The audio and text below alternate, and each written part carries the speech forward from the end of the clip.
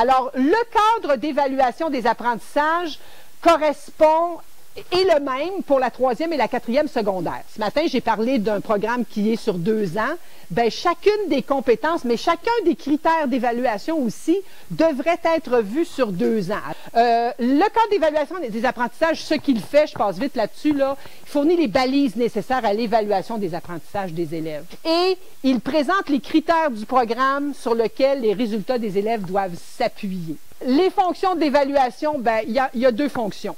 Notre cadre d'évaluation, c'est vraiment celui qui va aller plus dans la constitution du bulletin, mais c'est aussi de l'aide à l'apprentissage. Hein? Dans une perspective d'apprentissage, on va pouvoir regarder avec nos élèves est-ce qu'ils ont bien assimilé les apprentissages qui sont prescrits par des petits tests de connaissances, par des rétroactions avec les élèves, mais on est vraiment en apprentissage, on n'est pas en constitution de résultats. Par contre, si on est en reconnaissance d'apprentissage, il faut rendre compte des apprentissages effectués à la fin d'une séquence, à la fin d'une étape, au terme d'une année scolaire, et c'est là que le cadre d'évaluation des apprentissages est important, mais il est aussi important là parce que c'est là qu'on commence avec nos élèves à travailler les différents critères, et c'est là qu'on va les évaluer de façon formelle. Donc, le cadre d'évaluation des apprentissages porte sur l'acquisition de connaissances, sur la réalisation d'opérations intellectuelles. Ici, j'ai mis ça en bleu, parce que ça correspond à notre nouveau critère représentation cohérente d'une période.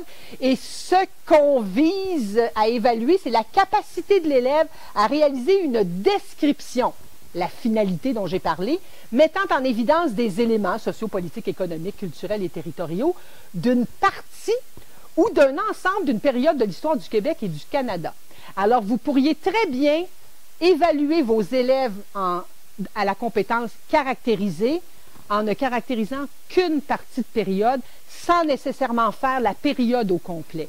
Et ça, c'est important de le souligner. Je vous rappelle qu'on est dans un programme par compétence, et pour développer la compétence, on n'a pas nécessairement besoin de tout. On va acquérir toutes les connaissances nécessairement, mais pour vérifier la compétence, on n'a pas besoin de tout.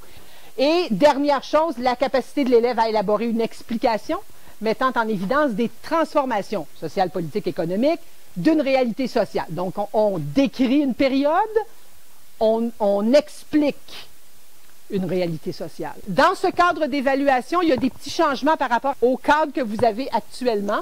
Alors, déterminer des différences et des similitudes, ça remplace en fait, c'est dégager des différences et des similitudes, ça remplace faire des comparaisons. Et on verra tantôt que pour chacune de pour cette opération intellectuelle-là, il y a beaucoup de comportements attendus. D'ailleurs, dans votre chemise, j'ai mis une feuille qui s'appelle B6 avec tous les comportements attendus. Ensuite, il y a déterminer des causes et des conséquences. Bon, avant, ça s'appelait déterminer des facteurs explicatifs et des conséquences. On a ramené ça au plus simple.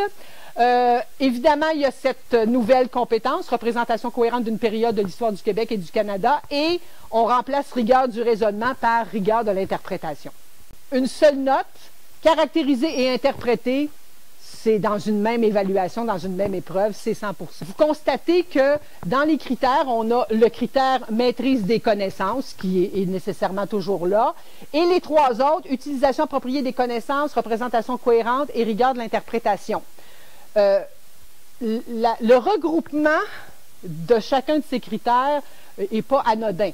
On comprend que maîtrise des connaissances ne devrait pas prendre l'entièreté de la place, parce qu'on a quand même 3 autres critères qui doivent être évalués, mais toujours à partir des connaissances à maîtriser, mais il faut pouvoir les associer aux 3 autres critères.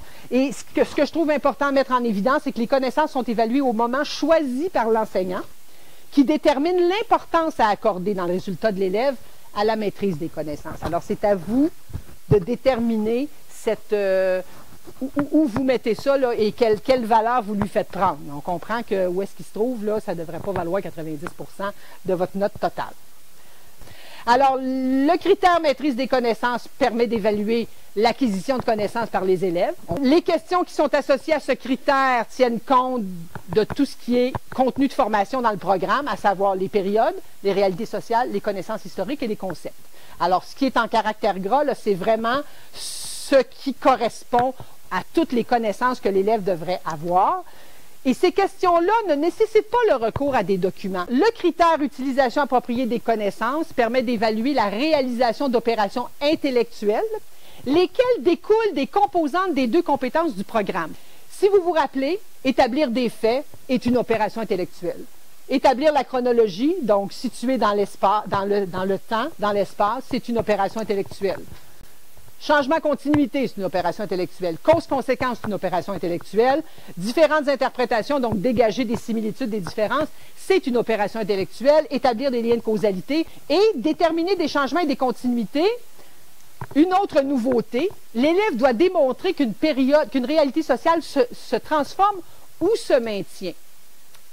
Est-ce qu'il y a continuité ou est-ce qu'il y a changement et pourquoi?